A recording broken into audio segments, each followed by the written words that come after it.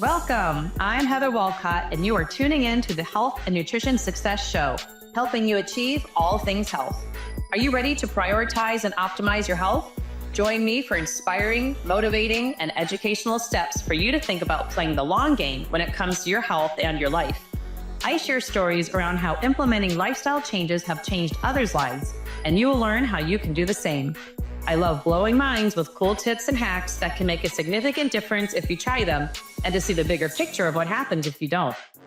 After the show, send me an email to let me know how this show has impacted you or the health of someone you love. Health and nutrition success starts now. I'm Dr. Pat. Thank you all for tuning us in and turning us on. I want to tell you a little bit about Heather before we start this show. Let me just start by saying this episode is extremely important, especially for people like me. And I know a lot of you are like me in a lot of ways, but see if this is you. Is there a missing piece? Is there something that's missing from getting you to that, I'm really going to do, that. I'm not talking about first of the year, whatever we do then. But that thing that you really want to do, I just want to take those 10 pounds. Oh, man, God, I know I got to build muscle, right? You got 5 pieces of exercise equipment in your living room and you just don't get on them. Today is the missing piece, behavioral change that actually sticks. This is important. Now, Heather, I read a statistic. During COVID, the purchase of home, what do we want to call them? Fitness stuff, all of that. And super nutrition things, right? Was at an all-time high.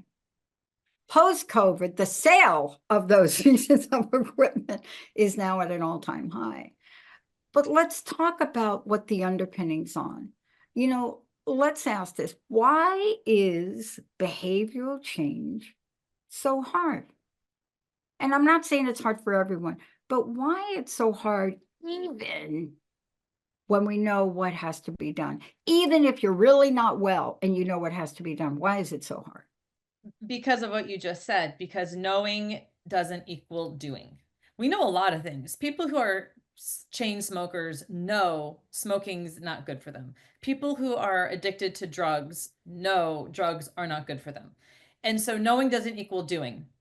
When we rely on willpower and motivation to drive our behaviors, we will fail most of the time, because most of the time we're not motivated. Motivation and willpower are driven by your stress, by your sleep, by your circumstances, by your hormones, by your resources, and they're very conditional and they fluctuate. So when we're just trying to make behavior changes on knowing that you should and trying to be motivated to do it, you're not going to win that battle.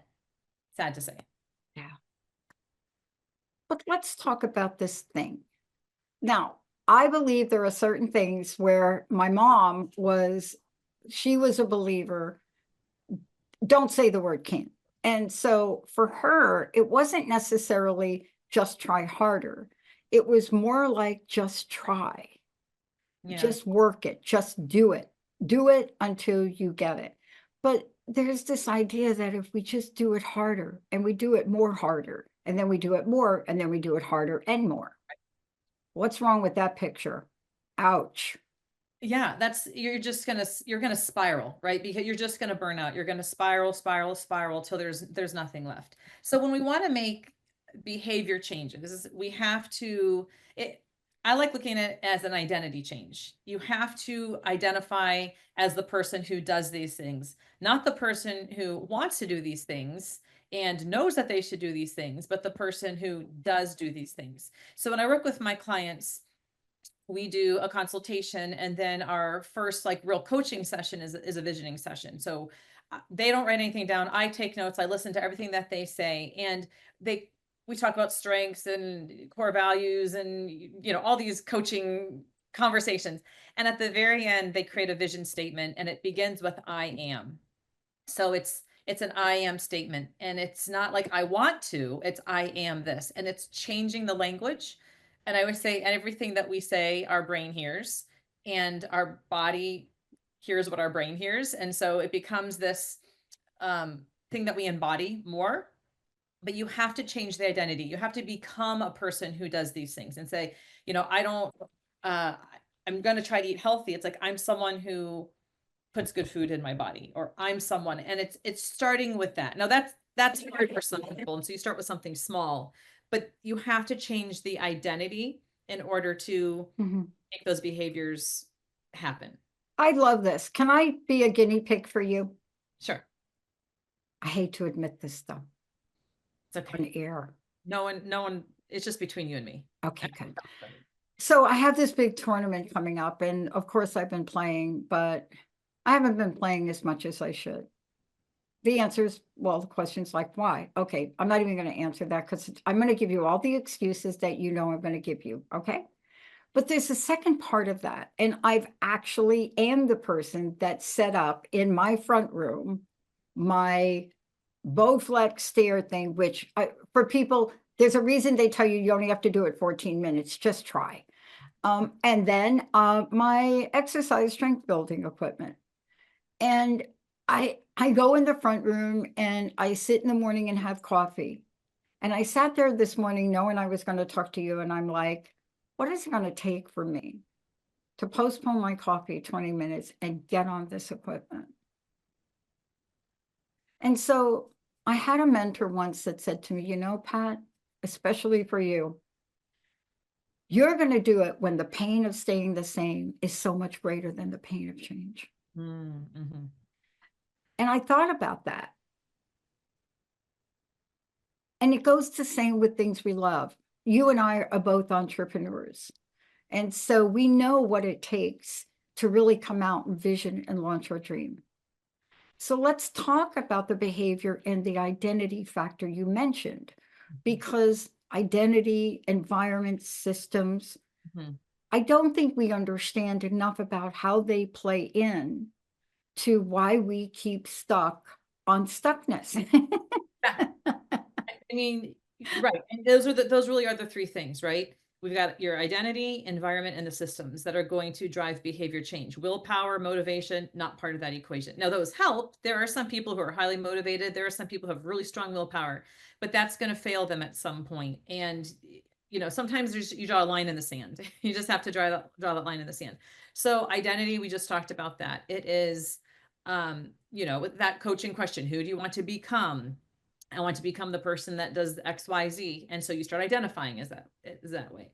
The other thing is your environment. So you're a great example of this because you have equipment in your living room. You have created an environment where it's low barrier to entry. If you put someone, I'm going to use this probably over and over because it's an obvious example, but if you put someone who is trying to stop drinking in a bar with other people who are drinking, that environment is not healthy for them. Not at all.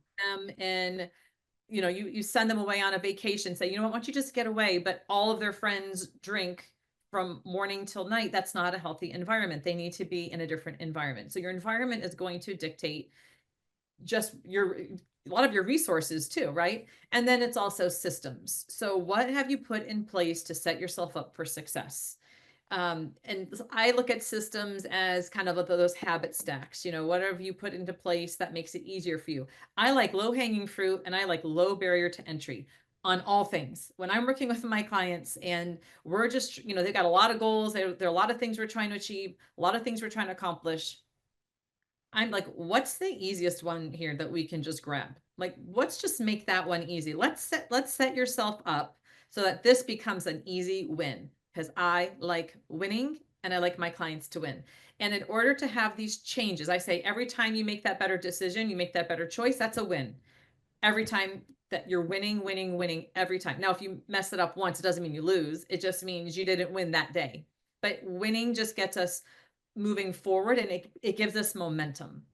And if we get a little bit of momentum on the low hanging fruit, and that becomes really easy because we build a system in place, then we move on to something that's a little higher, and you have to keep working at it. So it's not one of those things where you say, I'm the person who eats healthy and I'm going to start doing that. I mean, you have to create the environment, what food is in your refrigerator, what you have in your freezer, what's in your pantry, what environment have you created for yourself, and then what systems do you have in place in order to make sure you eat the healthy food, or you walk, you get a dog because the dog has to get walked, like put in place.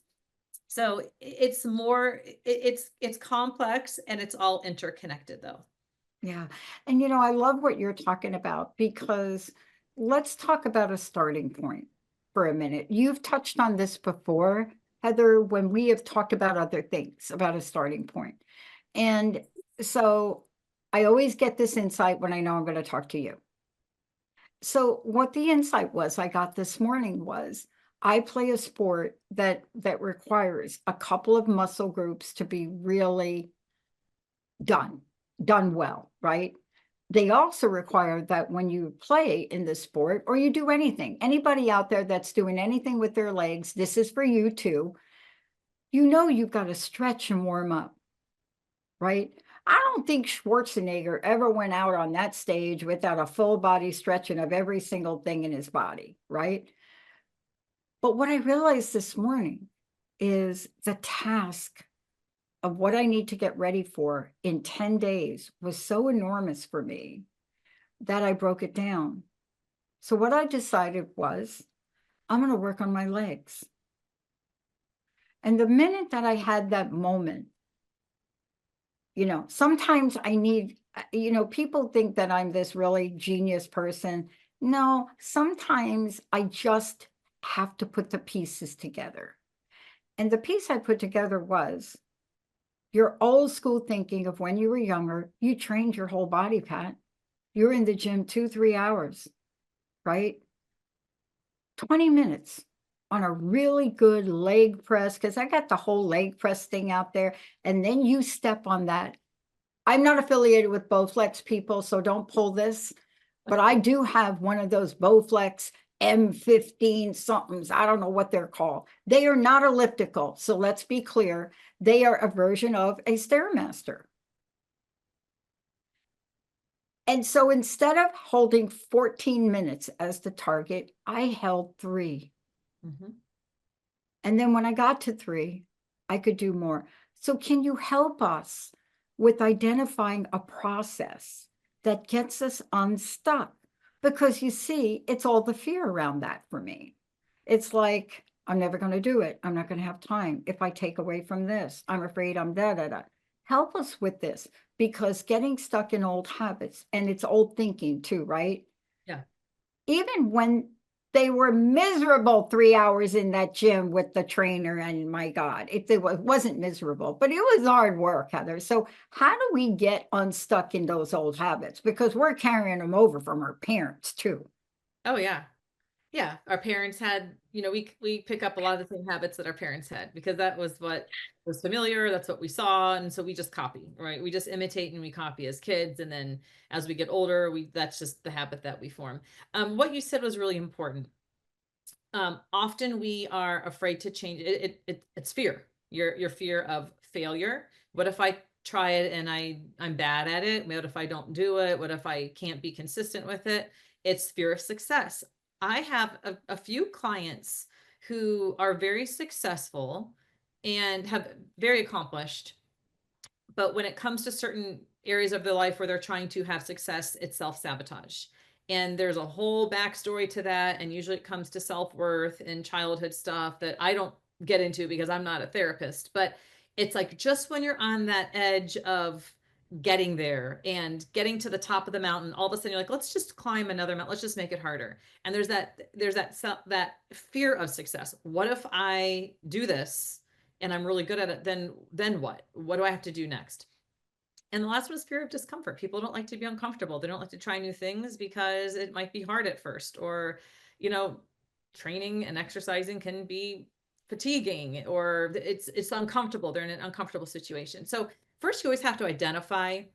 This kind of goes back to my warrior and worrier thing. First you have to identify what it is. Like, what are you afraid of something? Are you afraid of failing? Are you afraid of succeeding? Are you afraid of being out of your comfort zone? And I think you always have to identify what the issue is. But to get unstuck, um, it's hard. I just recently made a post and it was, what are you afraid of? And the tag, my caption said, there's nothing scarier than being stuck. Yeah, boy.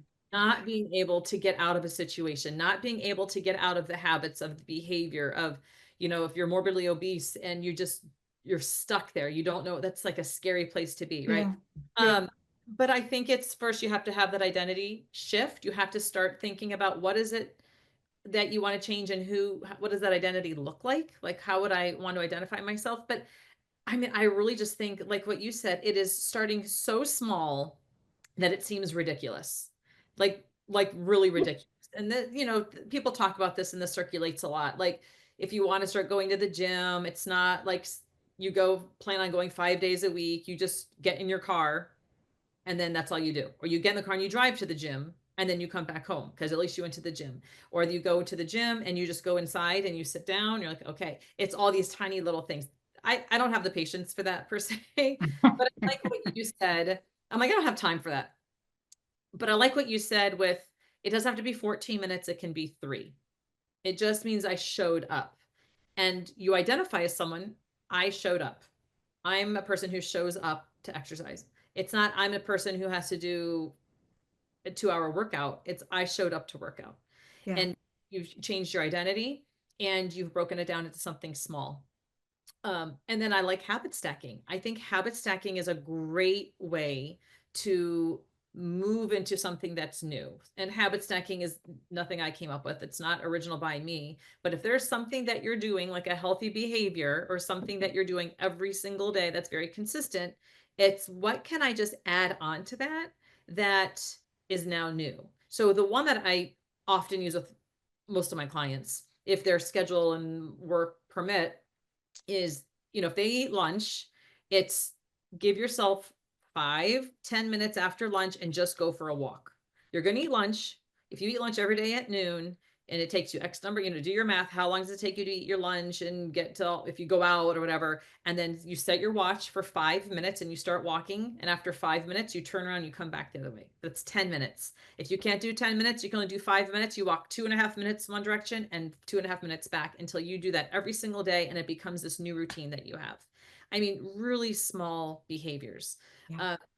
Habit stacking can work really well if you have, normally there's always something we do in the morning. If we don't feel like we have a morning routine, I mean, we get up and we do something every morning. So it's, what can you just piggyback on that? Just a one small thing that's, maybe it's going outside and just standing and getting like sun in your eyes for 1 minute. I'm just going to go outside instead of staying in my house all morning until noon and leaving my house. I'm going to go out the back door and I'm just going to stand out there for 1 minute and I'm going to come back in. And then maybe next time it's a couple minutes after overtime. So it's just building on these little behaviors. And your example was perfect. 3 minutes. Yeah. I could do more than 3 minutes. I'll do 5 minutes. Okay. That's Yeah. good. Minutes is good today, but I know I can do that. Yeah, I want to ask you 2 things along these lines. One is, I want to stick with the habit stacking, because how many times have you heard this? Maybe people don't confess this to you, but I think I will. You go do this fabulous workout, or, for me, when I'm in my training mode, I'm training 7 hours a day on a Saturday. You can't find me. I'm in training. But then there's this old thing that kicks into my brain. You ready? I deserve that pizza today after that full day of training. Right. Okay. So that's one thing. Well, I haven't, and I'm not saying this is an all or nothing, but it's a habitual process where you do something really, really important for yourself. And then you need the reward, and the reward doesn't always match the reason you did that thing. Right. You see what I'm saying? So we have to change that too. Yeah. I love rewards and I love celebrating wins. I think those are really important. I don't think they always have to be with food, which is, or beverages. People like to go out and have a drink to celebrate. I also don't think it's awful if you do that every now and then. I think that's actually okay, because food and beverages are traditionally celebratory and communal and very social. But I think it's about making the right decision and not saying every time I do this one thing, I get to go to Dunkin' Donuts. Like that's obviously not going to be a proper habit stack. This is where the last piece comes in, I think, is also accountability and having someone who is part of your journey with you. This is what I do with my clients. I'm that accountability piece. I don't judge them and I don't, text them 10 o'clock at night to see where they are and if they did eat the pizza or not. That's not my job, but they know that every week, most of them, like every week, they're going to have a conversation with me and I will never ask them, did you do the thing you said you're going to do? And if you did, Right. I always ask them what they want to share with me, a highlight from their week. Usually it's something, a win that they had, and then we talk about it. And I do often ask them, what are you going to do to celebrate? How do you want to celebrate this? And I think that's important. Rewards I think, are different than celebrations. Um, Celebrate, I feel like, is a little more outward. Like it's kind of putting energy out, like I'm celebrating, and I feel like it's more communal, or it's something that involves other things. It's just the way my brain sees it. Reward is like something I just wanted. Like I want to collect, Yeah. I want the pizza, I want the beer, I want the wine, I want the whatever it is. And so I think celebrations usually involve other people or something that seems more special than other things. But I think having that accountability piece and tracking your progress is really, really important. If you're going to the gym, if you're training for 7 hours every Saturday, and you're going out for pizza every Saturday afterwards, and then you're noticing that you're not progressing in a certain area that Yeah. you do, well, maybe that's holding you back. But if that's also, I'm going to say this, if that's the only day of the week that you splurge and that you Exactly. if you are like not even the 80-20 rule, but you are like 95-5 rule, like 95% of the time, there's margin for a 5%. There's definitely margin to go and celebrate and have some pizza. I would say do it with friends and make it communal and make it social and make it more than just focusing on pizza, but the experience of going out with your friends and celebrating the hard work that you did and going out with your teammates or whoever it is you like to hang out with. So I don't always think it's a bad thing. I just think we can't get into the habit of saying, you did a good job, you got an A on your paper, let's go get a cookie. Yeah. That's not going to work either. But the accountability piece is really important. Yeah, I love what you're talking about, because the one thing that I associate with the reward system is the entitlement factor. I call it the entitlement factor. I don't care what you're doing. Like you get a performance review, right? And your boss like gives you this, oh my God, the greatest thing, right? You get that fabulous review. And then you get your raise. And it's like, wait a minute. I'm like, da da da da da, you wrote this up, and what is this raise you're getting me? I deserve more. And I think that's what we get into with rewards versus celebrating. And, I just want to be clear before we go to break. We're not telling people how to celebrate, right? So I'm not a cupcake celebrator, but every once in a while, I like a piece of pound cake. Not a giant piece of pound cake, but it's not even pound cake, right? I justify it because it's got blueberries in it, so I'm getting my fruit. Okay, that's bogus. But the point is, not every day. Right. And this is an area that we really have to change, because this is what we're going to talk about when we come back. I don't want incremental change anymore in my life. I mean, that's just something I came up with a number of years ago. I am this year 35 years sober. Now, that is a habit that you want to figure out, that you've stopped that drinking thing for 35 years after drinking most of your life since age 6. How did you do it? What works? How do we create change that lasts? Now, let me put the caveat and then we'll go to break. It doesn't mean that I don't wake up some days and have this fantasy of my old habit. You ready? This is an old habit around sports. We just finished winning the state championship softball. I used to coach softball. We used to play softball. What do you do after softball? You go to the bar.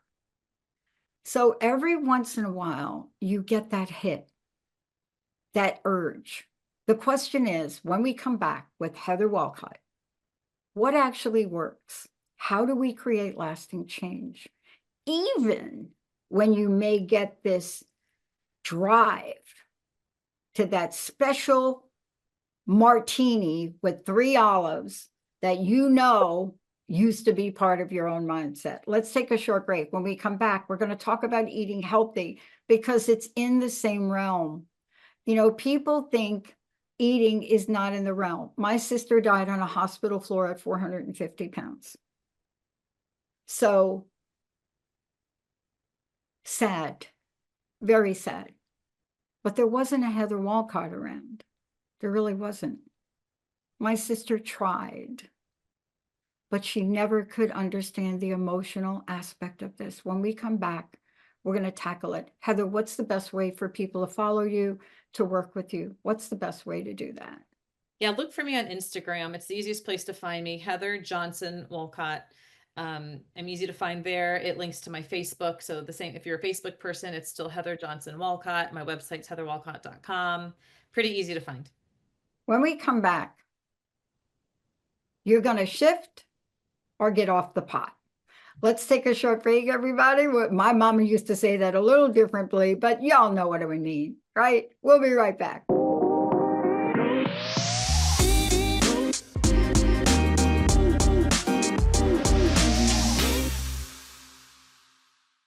Hey, everybody, welcome back. I'm Dr. Pat. I'm the host of the Dr. Pat Show, but today I am the person that really takes a back seat to the most incredible work that we now need more than ever. This is the Health and Nutrition Success Show with Heather Wolcott. And it is a place where Heather can share with you not only what she's learned, but why it's important now.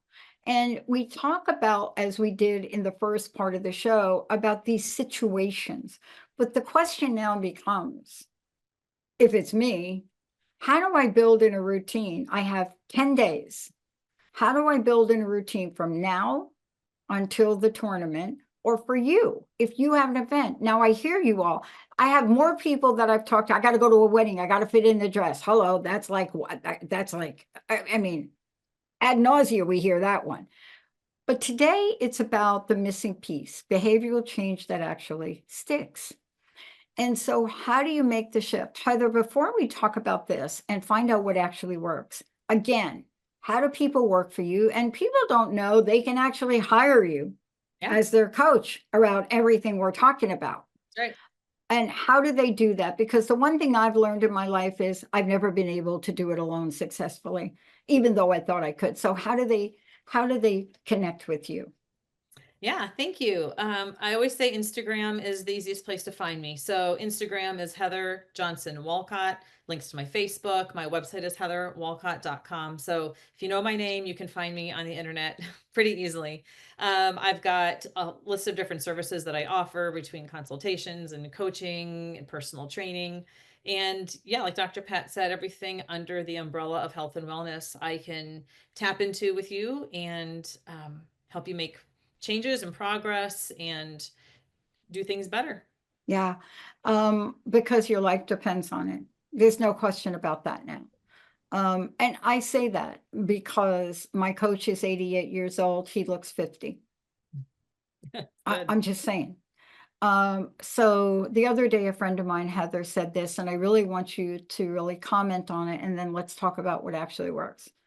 This is the first time I've heard my friends say, you know, I'm really getting old. And I was like, stop. Okay, no, I said, you got to help me. I can't undo that. And I said, what is that was going on for you to say that? Now I'll save that for later. But these are the kinds of things we tell ourselves. So help us understand what actually is going to work and how we create that change that lasts. Yeah. You know, when we were just talking a few minutes ago off air, something else came to me that I haven't really covered yet. What we talked about willpower, we talked about motivation. Those aren't gonna, I mean, those might help from time to time. Sometimes you might have really great willpower. Sometimes you might be really, really motivated. And that could be a season in your life. It's not like willpower and motivation last a couple of days. Sometimes you have this era in your life. I mean, maybe it's a few months, maybe it's a year where you're just motivated. And that's great. But that's maybe like 1 year out of like 70 in your life, right? So you can't just ride that. But it has to come from identity. It has to come from your environment and systems. But I think before you even tackle those, you have to take a big step back. You have to be introspective, and you have to ask yourself, do I really want this? And is this important to me? Because there are people who want to make changes. They say they want to make changes. They say that they want to lose weight. They say that they want to get in shape. They say they want to enter an Ironman. They say all these things because it sounds right, and it sounds like it's the right thing to do to become more fit or to lose the weight or to do whatever. But it's not actually important to them. And you look at how they parse out their time and what they spend their money and their time on, and it goes towards none of those things. And so you almost have to take a step back and ask somebody, do you really want this, and is this important to you? Because if it's not important to you and you don't want it, you're not going to make the change. And it sounds like you've had family members or people in your life who have been in that situation. They say they say they do, and maybe deep down inside, but there was something that was still not important enough for them because they got far gone. And that also comes back to, which I haven't talked about at all, you have to love yourself enough to want to make the change, to make the improvement. And there are a lot of people, sadly, walking around who don't have a lot of self-worth, and they don't love themselves, and they abuse themselves. That's why they're so out of shape. That's why they eat the way they do. They punish themselves. And I think that's honestly the core of all of this. You have to just get to that place first, because if you don't get to that place first, saying I'm a person who does this, and I'm only going to buy healthy food, and I'm going to put all these systems in place, that's still not going to matter, because it's not inside of you. Like, you don't love yourself enough to follow through with that. Does that make sense? It is. And that is a great way to really look at what actually works. Now, just like anything else, Heather, and you mentioned a practice you use in your coaching, which I love, but you have to start. You know, sometimes if you say to somebody, I want you to tell yourself you love yourself at work and you love yourself in your relationship, and all you're thinking is, hello, my boss says, you have to start at a pivotal point where you can accept it and believe it. You have to find that one thing about yourself. Yeah. And sometimes it's like what we talked about. Really?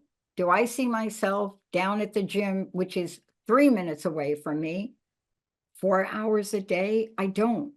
But I could see myself, if I wanted to, be there an hour a day. Or I could simply go to the garage and the front room and do something. So help us understand how we get through the trigger habit strategy. Because old school Pat says, yeah, we just finished that game, so let's go get something fattening to eat. Yeah. Putting it out there. Yeah, I like the trigger habit strategy. So, going back to what you just said, like, well, as a coach, again, I said I do a visioning session with my clients, first coaching session. But I ask them what their strengths are. And I've said this, I think, in every other show in some way. We have to lean into our strengths. So I help people when we're talking about creating new behaviors, or trying something new, or trying a new food, or going to a new place to shop, or whatever. First, we have to lean into those strengths. So what are you really good at? What do you do well? And then how can we apply that to this change that we're trying to make? It might sound like it doesn't connect. Someone could be like, oh, I'm really loyal. I like, I value honesty. My strength is I'm organized. But it's like, well, let's find some of these strengths, and then let's apply this to how you can use them to make this one change, just to create something. So you always want to tie it to a strength, because your strengths, you've identified them, that you're good at that. So let's take something that you're good at and then apply it into this new thing. So, you find a cue that you're already doing. So let's just use a bedtime routine. So let's say I have a lot of people who have a hard time with bedtime routine. Bedtime routine is different than a sleep routine. That was episode number 1. A sleep routine begins in the morning. Bedtime routine happens before you go to bed. So what is something that you're going to do every single evening, as the night goes before you go into bed? And you find that one behavior. You do that one thing. Maybe it's you load your dishwasher. Maybe it's you turn off lights, you turn off lights in certain rooms that you're not going to be in anymore. But you take that thing And that's now the beginning of the next thing. Okay, after I turn off all the lights, I'm going to go into my bedroom.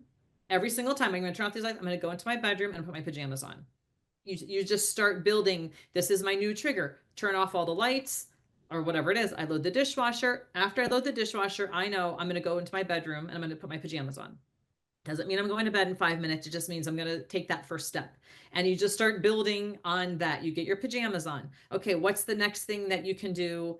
With your wind down ritual. So now you have your pajamas on. Now, once you have your pajamas on, every time I put my pajamas on, I always brush my teeth.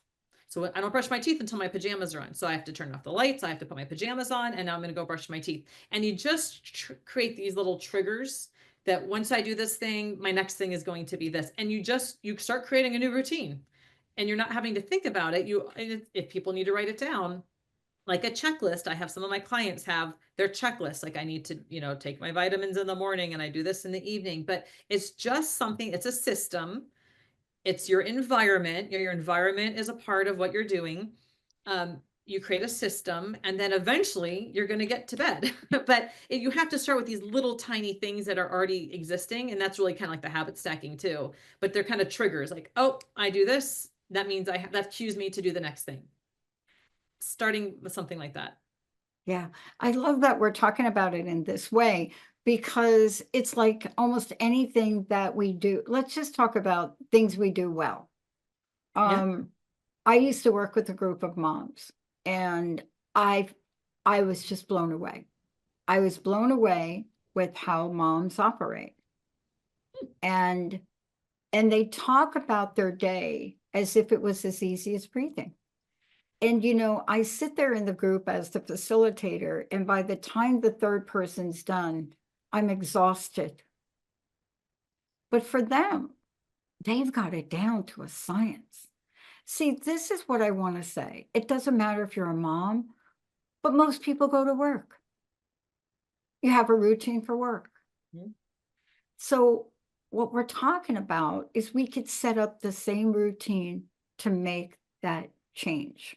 We could set up the same routine that allows us to start to change one thing, two things. So let me be specific, and then I want you to comment on it. So what am I going to do today with my equipment? So if I follow this method, what I'm going to do, since I decided to work on my legs, I'm going to take my bar that goes into my fit gym, and I'm going to load it with weights because honestly, I have to in order to build any muscle, but I'm going to do that. That's thing one. Now, when I look at that machine, it is ready to go. So are these the kinds of things we could start to think about doing and not beat ourselves up for not doing more? Absolutely. I had a client several years ago who was really struggling with getting into a gym routine. She worked at a coffee shop.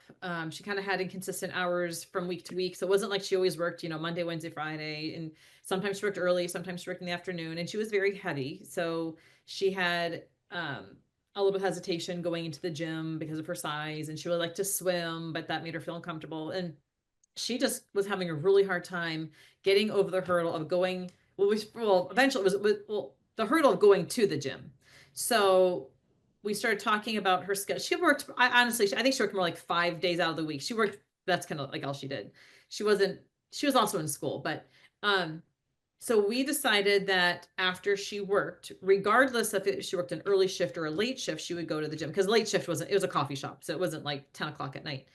It was either like noon or 4 o'clock or whatever. And so it was just after work, we're going to go to the gym. So we kind of put that in place. So it doesn't matter what time you work. After you work, you're going to go to the gym. But what she would do the night before, she would pack her gym bag. And so that was already packed, because in the morning she's getting out and she had the dog and the boyfriend and all these things. And then some of her excuses were, well, I didn't have time to get my stuff ready to go to the gym. So every night beforehand, she put her stuff in a bag. She would often text me and say, okay, gym bag's ready to go. And that was her choice. She needed accountability. And so she said, I'm going to text you after my gym bag is packed. So we did that. And then it was just, okay, the bag is packed. Now the bag was packed. The bag was in her car. There was some days she still didn't go to the gym, but she had the bag packed.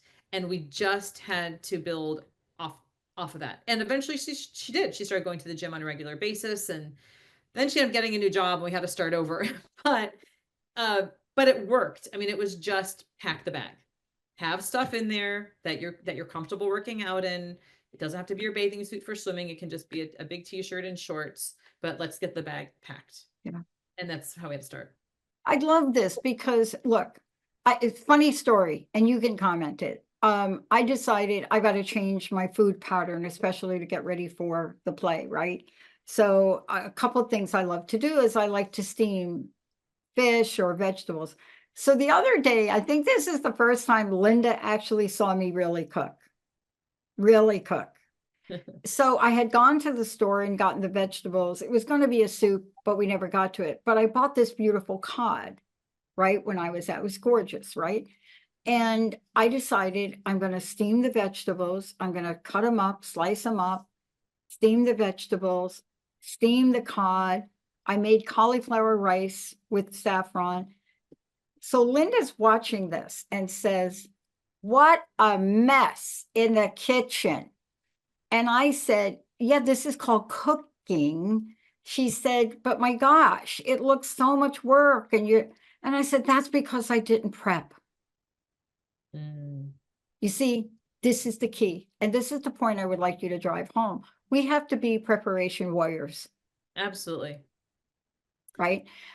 I said, first of all, I don't have my steaming baskets, or I would have made them in bamboo steaming and it wouldn't be 15 pots on the stove. Just saying. Why didn't you just fry it? I said, that would not be what I was serving. I'm not serving stir fry. It's steamed. But I just told myself, I'm not doing enough prep for things in my life. How many people that are listening to this out there, do you all, if you had to rate yourself on a scale of 1 to 10, where are you? 10 is you're the king and the queen, the warrior goddess or god of prep. A 1 is like, maybe I think about it. But Yeah. Isn't prep important to so many of these habit changes? And I brought up food for a reason, because we're not just talking about fitness, but it requires everything you just talked about, even to change your meal prep habits, right? Absolutely. That was a great example. So thank you for directing us to that. Yeah. I often say fail to plan, plan to fail. I mean, I probably say that more than I really should, but fail to plan, plan to fail. I say that to my kids and they're like, okay, mom, got it. Yeah, if you don't have a plan, you just start throwing stuff out there. This is where people end up ordering DoorDash because they have nothing prepared, nothing's ready. And we are guilty of this too, where it's 4 o'clock. Now I have to go get a kid and drive a kid and nothing is thawed. Like my issue is that all of our meat is frozen. And so I'll be texting my husband at 4:15, I won't be home for another hour. And I'm like, shoot, nothing's thawed. What are we doing for dinner? And we might have something in the fridge that's like a sous vide steak that's already been cooked or something like that. But I still run into this. So everyone out there, you are not alone. It happens to all of us. I am a career person when it comes to food and nutrition and being all stuff. So it happens to all of us, but it definitely makes it harder. If you don't have, I mean, if nothing else, thaw the food, just thaw the meat, have thawed meat available, have something ready to go. That's why there's meal planning. Some people love meal planning. Some people do not like meal planning. You have to figure out what works for you, but to have a plan or have an idea going into your day of what you're going to eat or what you need to have done, or does it need to be thawed? Should I just chop the vegetables on Sunday when I have time? So that way, when I want to throw them in the steamer and cook them fresh, they're already chopped and I don't have to get a chopping board out and then this thing out. And yeah. And it doesn't, I'll tell you what, we do not make big fancy meals over here most of the time. You don't have to. It can be so simple. And I post food sometimes. We were just in Florida last week for a baseball tournament. So we would get up early. For the most part, we had to be at the fields pretty early. So it was just my husband, my son, and I. We were in a condo, and it was a lot of throw stuff in a cooler. We don't know if we're going to win the game. If we win the game, we play the next game. So we didn't really know what our schedule is going to be. But before we left, I did a post on this last week. You can go check it out on Instagram. I hard boiled 9 eggs before we left, threw them in a thing. I made the sauce that we like to dip our eggs in. Mayonnaise and honey, apple cider vinegar. That's all it is. I love it. Packed with me, and we had a lot of fresh fruit when we brought fresh fruit when we got there. And I had hard-boiled eggs and strawberries for lunch one day. And that was easy because I had the eggs were already done. The strawberries were easy. The sauce was already done. It's not a big fancy meal, but it covered the bases for me that day until we went out for dinner that evening. Yeah. So just thinking, you have to think ahead. You need to think a little bit ahead and start with one meal. So if it's overwhelming for most people who are not eating home cooked meals, they're not eating very healthy meals, to try to revamp 3 meals, that's 21 meals in a week. That's a lot. I would never ask people to say, okay, next week, 21 meals are going to be all home cooked. Great. You're going to prepare all of them. That's not going to happen. We No. don't eat that way. But if you pick one meal, I always have my clients start with one meal. What's the one meal that you know you can manage and you can win? I like to start with breakfast, win the morning, win the day. I've got lots of sayings, but that's my other one. Win the morning, win the day. If you start off with breakfast, at least you started off with well. If you go downhill from with lunch and dinner, well, you started off well, right? It's hard sometimes when you start off poorly to gain it back. I didn't make a good decision at breakfast. I'll do better at lunch, but then we don't have good options. So now you're like 3 strikes out. You can start, but for some people, they don't do breakfast or breakfast is overwhelming for them because they don't like smoothies and they don't like eggs and whatever, right? So we have to deal with what's going to work. But you start with the meal that you know you can manage. I have a client who is 20, she's 24, 25. She lost her grandmother 2 years ago and her father last year. It was a tragic death. Wow. And she and her sister lived together. They're a couple years apart. Their mom is one of my best friends. And they, for that year that their dad passed away, ate every single meal out. And with those, most of the meals came alcohol. And they both gained weight. They were both inflamed and had a lot of health issues. And so I started working with just one of them. And it was just like, she likes cooking, but she doesn't even know where to start with certain things. I just said, don't eat breakfast out. It's the biggest waste of money out of all the meals you're going to pay for. Like, don't pay for scrambled eggs and toast. You can find 2 or 3 breakfasts that you like and just start with that. And she did. And that trickled into, I said, think about all the money that you're saving. Now, what can you do for lunch? And that bled into the other meals. So I like starting small, start with one meal, think about it ahead of time, make it the same time, the same way every day, just to get yourself started before, so that you have more bandwidth to think about the other meals. Yeah, I think the difficulty, and I want to really say this to everybody here listening, you're all probably nodding your head or doing something and saying, you know, I would love to do that, but I can never get my husband or my kids to eat that. So here's what I've learned, right? You have to take care of yourself. Now, if your kids and your husband or your wife, whoever it is, spouse, partner, I don't care, friend, likes pizza every night of the week. And I'm telling you, I'm a pizza girl. The good news is I don't live in New York or New Jersey anymore. I live in Washington. Y'all can email me about this unless you tell me a really great place to get pizza in Washington State. I can't find one. But here's the thing that I want to say is I'm starting to make different decisions. So Linda teases me. The other night, we're out late. I'm training in a room that's about 80 degrees because our tournament will be in about 80 degrees. They don't have air. So I get done. I hadn't eaten dinner. It was a last minute thing to meet Sean there. And Linda says, you got to be hungry. I said, yeah, you know what I would really love? I'd really love avocado toast on my keto bread that I get from Costco with some sharp cheddar. And Linda was like, you really like that avocado toast. I said, but yeah, because it's a very good quality keto bread that I toast. I love it. And I said, I'm just groomed that way. I mean, I just crave avocado toast. And so, you know, Linda, you talked to Linda? Yeah. Whatever. Okay. I think I'll have some ice cream. Well, Linda can have some ice cream. But we have to really pay attention to what we want. And again, ward off what other people want us to want. So I want to thank you for today, but I want to also ask you, we have to reframe stress. But in the closing message, there's a part of us that has to become a I don't want to call it a congenial warrior, but we really have to advocate for ourselves, don't we? What's your personal message? What would you like to leave us with today? Yeah, I think when it comes to our health, yes, you have to take care of yourself. It's the oxygen mask, right? You put the oxygen mask on yourself before you can really help others. But I think there's also just being a role model and being a leader. I really value leadership. And I like to be that person that does things differently, because you get people start looking and say, why is she doing that? And not everyone's comfortable to be that person that's different. But a post I just put on last week was, if you want to be healthy, you can't be like everybody else. That's kind of it.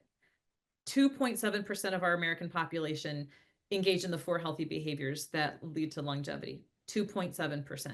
So if you want to be healthy, you can't be like everybody else. You're going to have to do things differently. And if you care about yourself enough and the people around you, let them, like, you be the change. You do the thing and let people decide if they want to join you or continue sinking their own ship.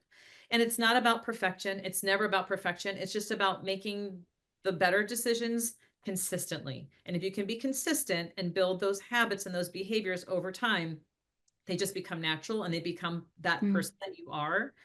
And you've morphed into this new person with this new identity without having to try so hard, without having to be motivated to do it, without having to use your willpower. And it's just because you identified as someone who does these things and that you don't want to be like everybody else. I think that's probably it. Don't be like everybody else. Heather, thank you so much. That is a powerful message, because as easy as I'm talking about that avocado toast, it was really hard for me to do it and know that my best friend who's here with me hates avocado toast, and just do it and, support her in whatever she's going to eat. She is the peanut butter and jelly queen. So you just gotta love it. Yes. Peanut butter is a great fix. I take it to all the tournaments, by the way. Thank you, Heather, for everything. Thank you all for tuning us in, turning us on. A lot of information in here. We're going to be pulling clips from the show, but remember, you start with what Heather said. You shut your lights off. You may load the dishwasher. You then go, oh, I'm going to put on pajamas. Oh, next, I'm brushing my teeth. See, 4 things. If you can identify 4 patterns, 4 things that will set you up for whatever that is you want to do differently, let Heather know how that went for you. We'll see you next time. You have been listening to the Health and Nutrition Success Show, helping you achieve all things health on Transformation Talk Radio. I'm Heather Wolcott.